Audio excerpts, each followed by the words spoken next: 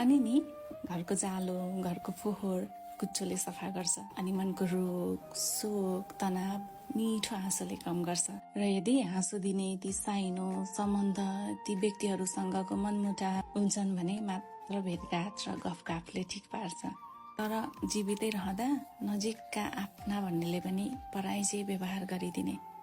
कस्तो है, हामी मरेपछिको संसार कसैले देखेको छैन, त्यो त मात्र अनुमान हो, कल्पना हो। आज जीवित छौँ नि हामी, यो चाहिँ सत्य हो।